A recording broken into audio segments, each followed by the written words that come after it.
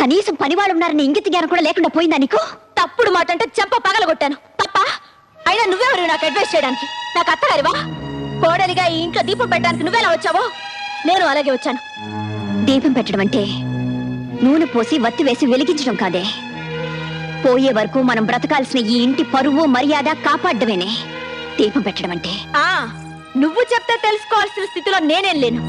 నేను నీకంటే ఎక్కువ చదువుకున్న దాన్ని, నాగరికత తెలిసిన దాన్ని. నాగరికత అంటే అర్థం పెద్దవాళ్ళని గౌరవించకపోవడం, మగాడిని చేయి చేసుకోవడం అనుకుంటున్నావా? కాదే.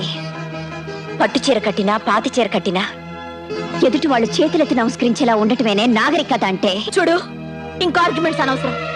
నీతో నీతులు చెప్పించుకునే అవసరం గాని, అడ్డమైన వాళ్ళ ముందు తలంచి బ్రతకాల్సిన కర్మ గానీ నాకు లేదు. నిన్ను తల వంచుకుని బ్రతకమండం లేదు. నిన్ను కట్టుకున్నవాడు తల దించుకునేలా ప్రవర్తించొద్దంటున్నాను. నువ్వు